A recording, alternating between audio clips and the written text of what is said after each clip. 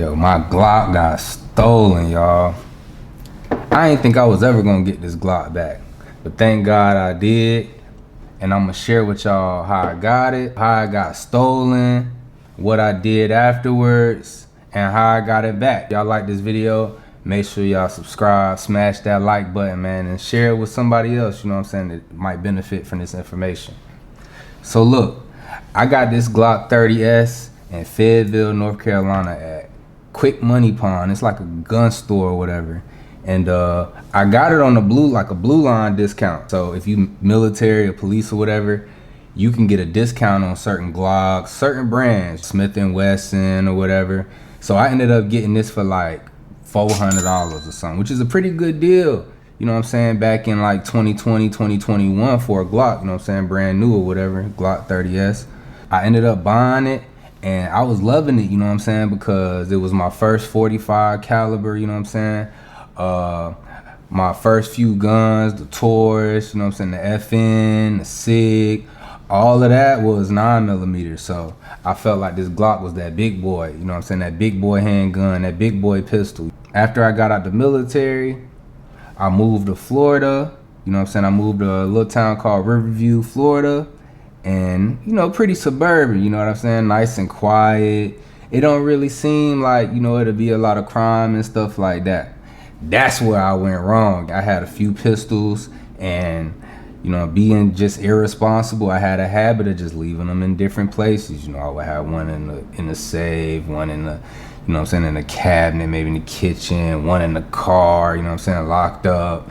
And that's my first mistake. And eventually, probably about 2 months into living out there, I remember one day just coming home, and within an hour maybe of coming home, going in the house, doing whatever I was doing, and coming back to my car, I started looking for my Glock. I'm like, oh, my Glock at? You know, just trying to have positive accountability of it, and realized it was gone. Just from prior experience, you know what I mean? Just knowing, you know, just seeing other people that had lost their guns and all of that stuff. The first thing I did was file a police report. So I called the local sheriff's office. I went and scrambled for the serial number. Not really scrambled, but I went and got the serial number and just called the police, you know what I mean? So I could make sure that if anything was done with that Glock, that it wouldn't fall back on me, which is the best thing that you can do, you know, if your firearm is stolen or whatever. The sheriffs came. I let them know that it was stolen out my car, did a police report or whatever, and they gave me like a card with my case number on it. All right. After that, you know, I really just had to deal with the loss of not having my Glock no more. I spent $400 on it maybe like a year or so prior, and now, you know, I was out of guns. So yeah, man, it was really just a self-accountability moment. Like, you can't really be mad at anybody else, you know what I'm saying, but yourself in that situation. And like, yeah, it was in my car, ain't nobody had business, you know, ain't nobody had no business being in my car, you know, all of that is true, you know, but it's really on me, it's really on you, on us, to have accountability to our firearms. So after that, maybe about 2 months had went past, you know, and I had got a call from a number. I got a call from like the sheriff's office, and they pretty much had told me that they found my Glock, right? So I'm like, oh, y'all found my Glock, whatever, woo, I'm happy.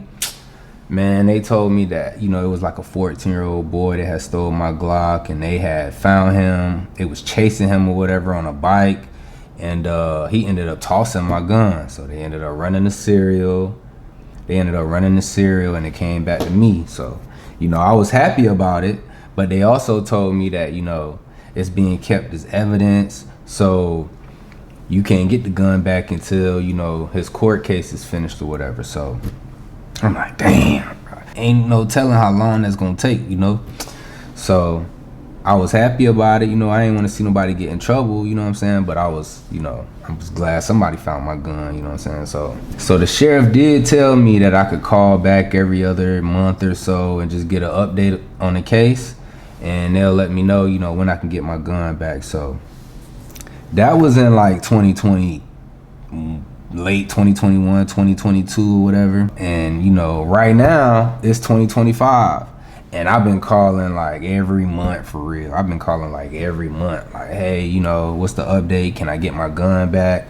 And they've been telling me, yeah, you know, he getting continuances and all of that. So just been waiting. Finally, it clicked. One day I just called again. And he ended up telling me like, yeah, you can come pick it up. You know, the sheriff ended up telling me I can come pick it up. And man, I booked a flight right then.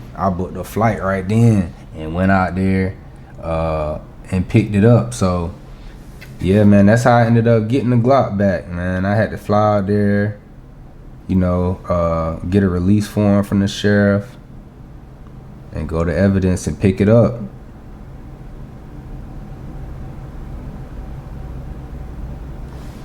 Man, I'm happy about it, man, and I had to show y'all. So big takeaways is always have accountability of your firearm. Don't leave them in the car, because a lot of people like to look in cars nowadays. You know what I mean? I live in Charlotte now, and there was a lot of break-ins, even in the parking garage that's gated. You know what I'm saying? It be break-ins. So don't leave your guns in your car. Always keep accountability of them. The next thing is to make sure when you do purchase a firearm, take a picture of your serial, because that's how the police gonna be able to trace it back to you if it is found, if it hasn't been used in a crime or anything like that. You know what I'm saying? It's gonna tie back to you. So, you know, hopefully if it hasn't been used in a crime, you could get it back. So make sure you keep that serial number. The next thing is to make sure after you find out your firearm has been stolen or something, file a police report, you know what I mean? So they'll know that it is stolen and they might have to look for it. If the police come across it on somebody else, you know what I'm saying, they know it's yours. So make sure you do that. And if you ever do get a call back saying that they got it, it's in evidence, and you might be able to get it back in the future, make sure that you stay on top of it and call. If you call every month like I did, that'll help. Call every 6 months or so, depending on how urgent it is to you and how bad you want it. I wanted it bad, so I was calling every month. So make sure you stay on top of that, and as soon as you find out that you can pick it up, try to get out there as soon as possible, because what happens is police station or the sheriff's office, they'll take your gun and they'll trade that gun in for some value or whatever and get a gun back that they can use. So, you know what I'm saying? You don't want nobody doing that with your gun. You know what I'm saying? You spent money on it. You know what I'm saying? You probably trying to build a collection up. So, man, do your due diligence, man. Make sure you can make sure you keep accountability, and in the event it is stolen, make sure you take the proper steps so that you can cover yourself and also get it back if it wasn't used in a crime. So my name Deatrice.